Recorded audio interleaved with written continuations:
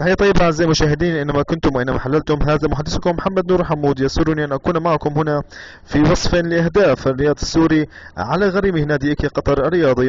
طبعا نبدأ بتشكيلة النادي السوري الرياضي ضمن مجموعة كبيرة من اللاعبين السوريين المخضرمين والشباب، ونبدأ من الحارس الكبير الكابتن بادي، ويلعب أمامه تماما الكابتن موفق يبرودي، لاعب كبير وسابق في نادي كرامة، وأيضا لاعب آخر في نادي كرامة وهو اللاعب عاطف جنيات، ووجود للكبير خالد الشريف، والكابتن دائما وابدا المتميز حازم حربة. كرة الآن مع حارس نادي فريق إيكيا، وحاول من الفريقين لإيجاد أول فرص في هذا اللقاء. كرة طويلة ملعوبة للأمام، يتصدى لها اللاعب المتألق يبرودي، تعود الكرة إليه من جديد بكرة مشتركة. عاطف جنيات يفتح كرة ممتازة ليبرودي، انفراد تمام، هدف أول في اللقاء. نعم، هدف أول في اللقاء عن طريق اللاعب موفق يبرودي، يصنع أول فرص اللقاء ويسجل أول أهدافه في هذا اللقاء ليضع الفريق السوري بالمقدمة نتيجة 1-0. إذا انطلاقة أخرى من موفق يبرودي، صانع ألعاب ومبادئ جميع هجمات النادي السوري الرياضي. حازم حربة بمرور ممتاز يبحث عن خالد شريف ويسجل خالد. نعم، ثاني أهداف الفريق السوري عن طريق اللاعب الكبير خالد الشريف، ابن الكابتن والمحلل الرياضي للجزيرة الرياضية الكابتن جمال الشريف.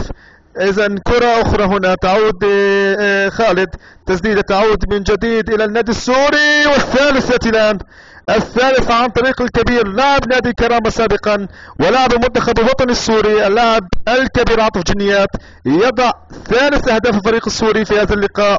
وتحية طيبة من جميع اللاعبين لإمكانيات هذا اللاعب وفنياته.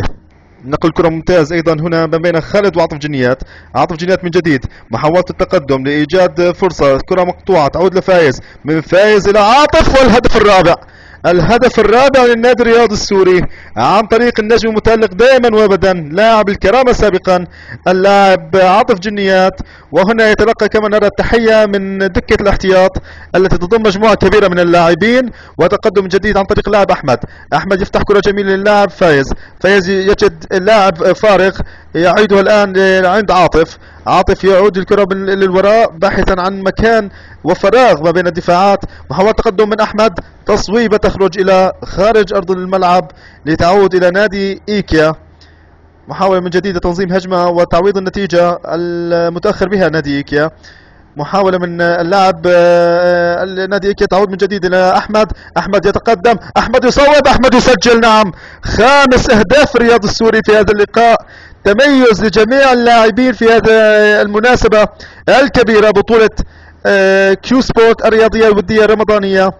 إذا 5 أهداف مقابل لا شيء. وهنا عندنا انطلاقة جديدة للنادي السوري عند اللاعب خالد يبحث عن اللاعب فارغ، تعود الكرة لنادي إيكيا مقطوعة، انطلاقة من جديد، محاولة إيجاد ثغرة في دفاعات النادي الرياضي السوري، والتصويب وتألق للكبير الدندشي، وانطلاق عند اللاعب فايز يحاول إيجاد لاعب فارغ في الدفاعات، باص جميل ملعوب الآن لوجه لوجه مع الحارس وعاطف جنيات. نعم، لا، انه خالد يضع قبلة جديدة في شباك نادي إيكيا ليتقدم الفريق السوري بنتيجة 6 أهداف نظيفة، لا منافسة من الفريق الخصم. تعود الآن كرة جديدة للاعب عاطف جنيات من ضربة حرة، تعود لعاطف يحاول تصويب، تصدي ممتاز وإخراج الكرة لكرة جانبية عند اللاعب عاطف جنيات، مرفوعة جميلة للاعب فايز يحاول تصويب تمويه جميل جدا، وهدف يأتيك من جديد للاعب فايز ليتقدم الفريق السوري من جديد بنتيجة 7 أهداف نظيفة تماما. التألق كبير للاعبين السوريين بنقلاتهم للكرة والامتدادهم الهجوم الواضح لينهار دفاعات الفريق الخصم بشكل كامل.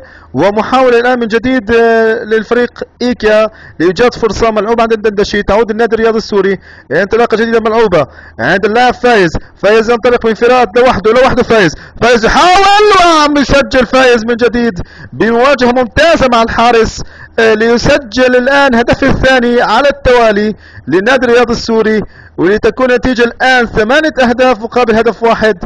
يستحق النادي الرياضي ما قدمه اليوم من إنجازات إذا ندخل الآن أجواء الشوط الثاني من اللقاء. انطلاقة عند النادي إيكي مقطوعة من النادي الرياضي السوري عند حازم حربة. حازم حربة يحاول البحث عن لاعب فارغ، يجد عاطف جنيات، من عاطف لخالد، والهدف التاسع للنادي الرياضي السوري عن طريق خالد الشريف المتألق في هذا اللقاء، يعزز من غلته من أهداف في هذا اللقاء بالإضافة لغلة النادي الرياضي السوري لتصبح النتيجة الآن 9 أهداف مقابل هدف واحد. انطلاقة جديدة للنادي السوري، محاولة إيجاد اللاعب فارغ، تعود عند حازم حربة، يعيدها لعاطف جنيات، عاطف لحازم، حازم يبحث عن لاعب فارغ، يجد عاطف من جديد، وهدف العاشر باللقاء. إذن يتقدم النادي الرياضي السوري عن طريق عاطف جنيات بهدفه العاشر، لتكون النتيجة مثل كما نراها على الشاشة 10 مقابل هدف واحد.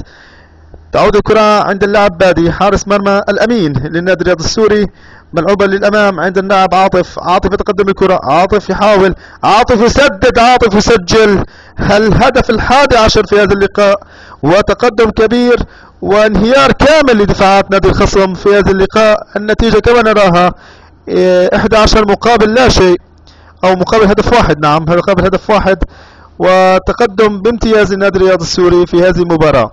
محاولة من جديد للرياضي السوري عند اللاعب حازم حربة. حازم يحاول يفتح من جديد، وحازم يسجل، نعم ال12، وتقدم كبير لهذا النادي الواعد بنجومه الكبار ومواهبه الكبيرة.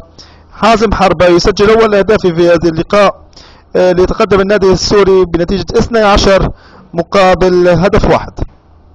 نقلة ممتازة الآن عند النادي الرياضي السوري، محاولة إيجاد اللاعب الفارغ، اللاعب حازم حربة يفتح من جديد عند اللاعب عاطف جنيات ليعود من جديد كما عودنا في هذا اللقاء ليسجل الهدف ال13 للنادي الرياضي السوري، ويكون ختامها مسك في هذه اللقطات. شكرا لمتابعتكم، وإلى لقاء قريب إن شاء الله.